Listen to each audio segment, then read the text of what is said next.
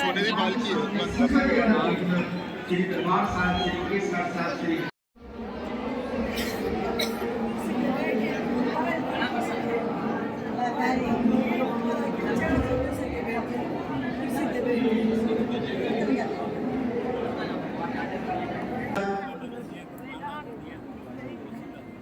और चेयरमैन साहब,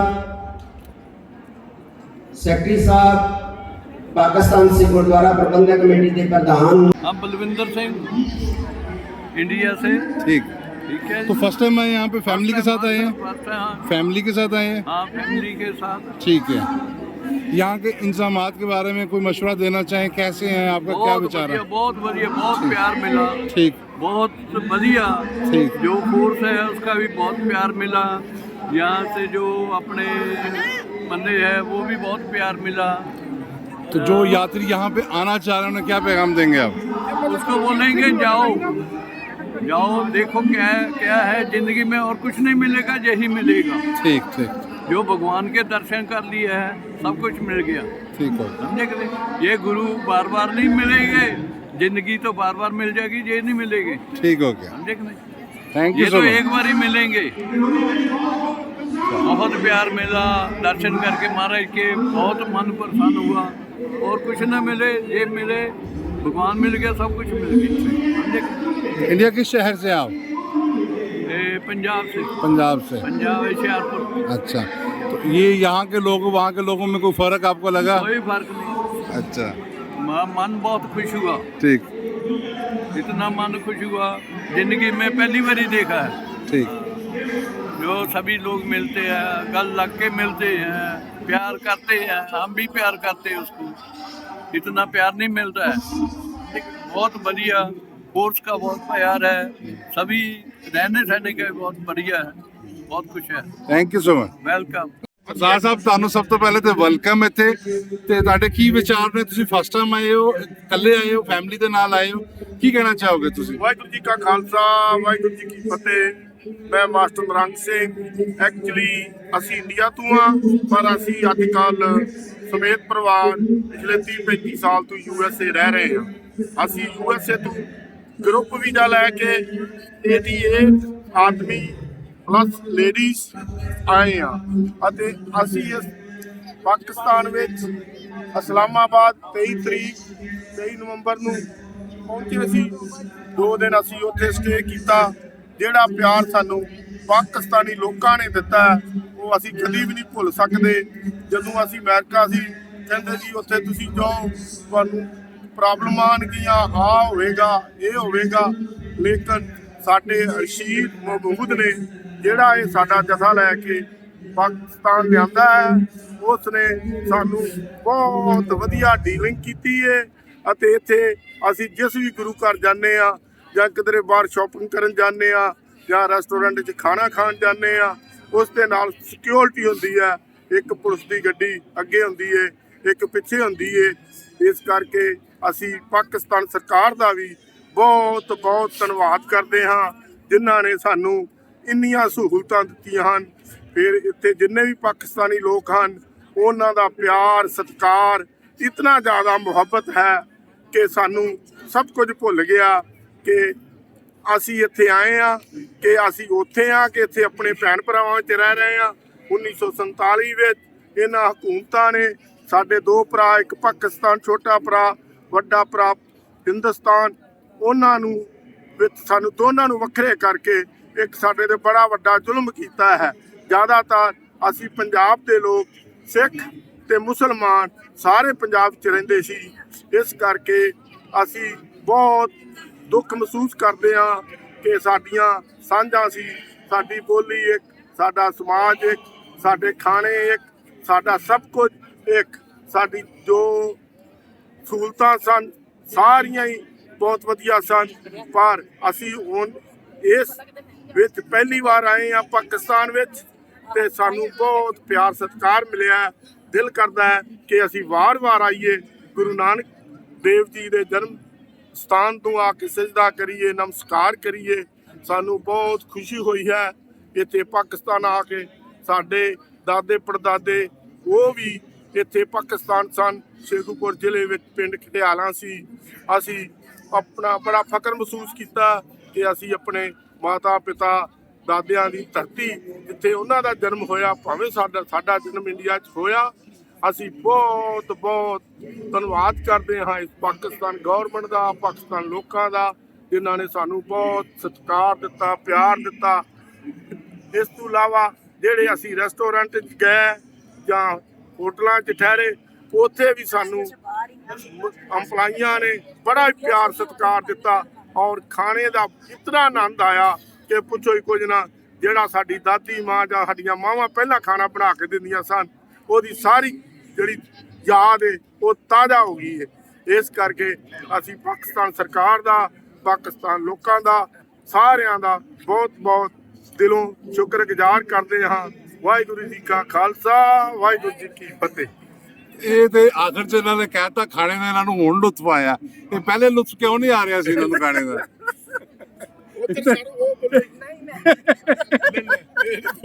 ਤੁਸੀਂ ਕੋਈ ਵਿਚਾਰ ਕੋਈ ਦੱਸਣਾ ਚਾਹੋ ਆਪਣੇ ਸ਼ਾਰਟ ਜੇ? ਇਹਨਾਂ ਤੇ ਮਾਸ਼ਾਅੱਲਾ ਹਰ ਘਰ ਕਲੀਅਰ ਕਰ ਦਿੱਤੀ, ਠੀਕ ਹੈ। ਚੱਲ ਕੋਈ ਸਲਾਹ ਦੇਣਾ ਚਾਹੁੰਦੇ ਸਾਨੂੰ? ਕਿਤੇ ਬਿਹਤਰੀ ਦੀ ਗੁੰਜਾਇਸ਼ ਹੈ ਦੱਸ ਦਿਓ। ਸਭ ਕੁਝ ਤੁਸੀਂ ਬੜਾ ਪਿਆਰ ਸਤਿਕਾਰ ਦਿੱਤਾ। ਚਲੋ ਅੱਲਾਹ ਤੁਹਾਨੂੰ ਬਾਹਰ ਖੁਸ਼ ਰੱਖੇ, ਜਿੱਥੇ ਵੀ ਰਹੋ ਖੁਸ਼ ਰਹੋ, ਆਂਦੇ ਜਾਂਦੇ ਰਹੋ, ਹੱਸਦੇ ਵਸਦੇ ਰਹੋ। ਸਾਡੀ ਦੁਆਵਾਂ ਤੁਹਾਡੇ ਵਾਸਤੇ ਨਾ ਉਹੀ ਤੁਹਾਨੂੰ ਮਿਲ ਕੇ ਬਹੁਤ ਬਹੁਤ ਮਿਹਰਬਾਨੀ। ਤੁਸੀਂ ਸਾਡੀ ਕਲਿੱਪ ਲਈ ਹੈ, ਬਹੁਤ ਜ਼ਿਆਦਾ ਸਾਨੂੰ ਤੁਹਾਡੇ ਤੇ ਮਾਣ ਮਹਿਸੂਸ ਹੋ ਰਿਹਾ। ਮੇਰਾ ਨਾਮ ਦਲਵੀਰ ਸਿੰਘ ਆ। ਤਾਂ ਅਸੀਂ ਇੰਗਲੈਂਡ ਤੋਂ ਆਏ ਆ ਯਾਤਰਾ ਤੇ ਪੰਜਾਬ ਰੇਡੀਓ ਦੇ ਨਾਲ। ਤਾਂ ਅਸੀਂ ਗੁਰੂ ਨਾਨਕ ਦੇਵ ਜੀ ਦਾ ਗੁਰਪੁਰਬ देखने आया। और यहाँ के इंतजामात के बारे में आप क्या कहते हैं? यहाँ जो आपके लिए जो भी बहबूद का काम किया है, your facilities here, are you satisfied from the facilities? Facilities बहुत सोहने हैं। हाँ हाँ, जिदा सेवादारा ने जिदा बहुत जिदा टाइडी रखा है, बहुत सोहना लगता है। ठीक। और जो लोग यहाँ आने के लिए प्लान कर रहे हैं उनको आप क्या पैगाम देना चाहेंगे? What would be your message? जब पंजाब रेडियो नाल जिन नाल आए हो जिदा बहुत चंगा काम करते हैं, जिदा 20 साल तो ऊपर यात्रा करी जाती सी, तो बहुत सोहना ऑर्गेनाइज किया है। और पाकिस्तान आपको कैसा लगा? पाकिस्तान बहुत सुंदर लगता है, जिदा पंजाब ही आ, इदा एक ही देश ही सीगा पहला, है ना, तो बहुत सोहना लगता है।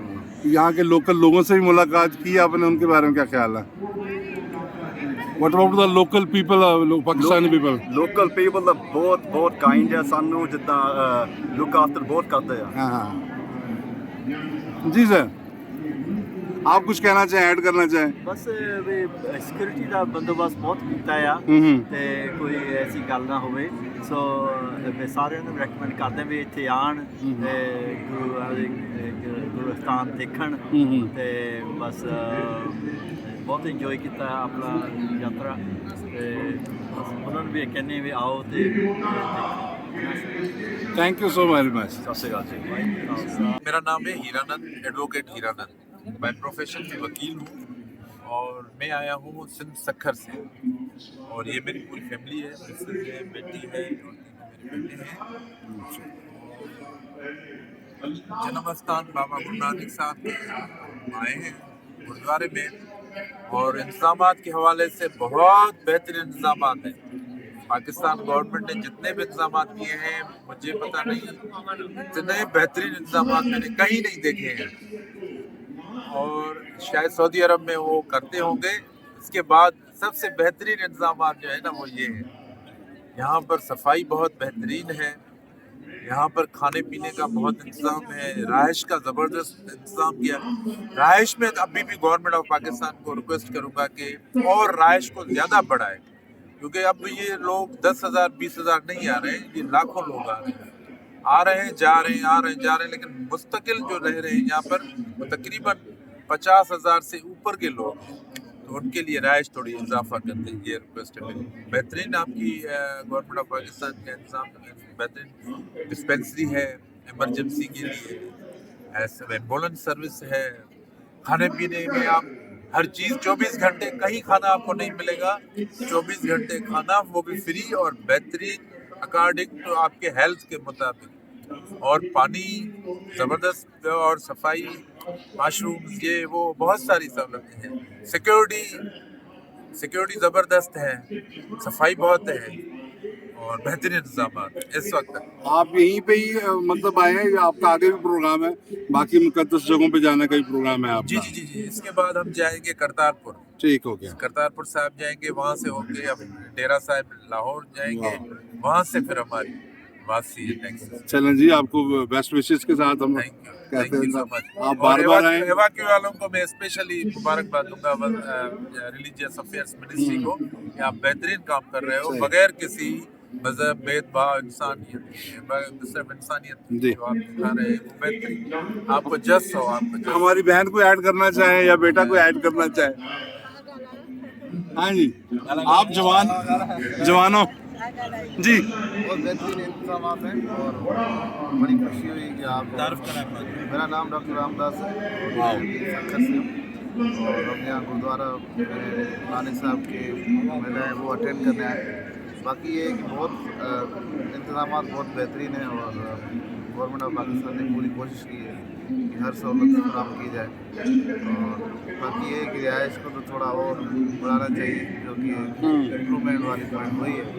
बाकी ज़बरदस्त इंतजाम। चलो, थैंक यू, बेस्ट विशेस आप सबको जनाब। हम आपकी तारीफ के सिवा और कुछ नहीं कर सकते, क्योंकि ये, और रियली मैं गुरुद्वारे में बैठा हुआ हूँ बगैर किसी खुशामद के।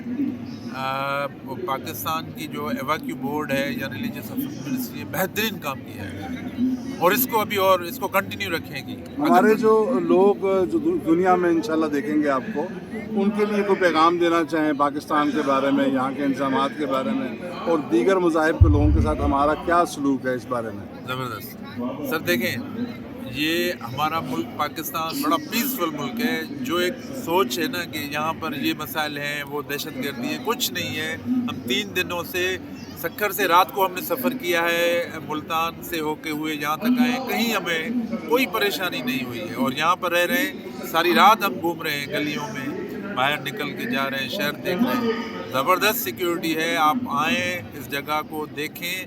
ये बाबा नानक का डेरा है, जहाँ पर वो उनकी बर्थ प्लेस है। ये आप आएँ, कुछ नहीं है, सुकून है, मोहब्बत है, प्यार है, इंसानियत है, कोई मज़हब नहीं है। बेहतरीन जो है गवर्नमेंट ने हमें इंतजाम करके दिए, अक़लियतों को ख़ास करके। ये जो सोच होती है कि अक़लियतों में कुछ नहीं है, ऐसी कुछ बात नहीं है। हर चीज़ में हमारी अक़लियतों को कोटा है, नौकरियों में कोटा है, एजुकेशन में कोटा है, हर चीज़ में।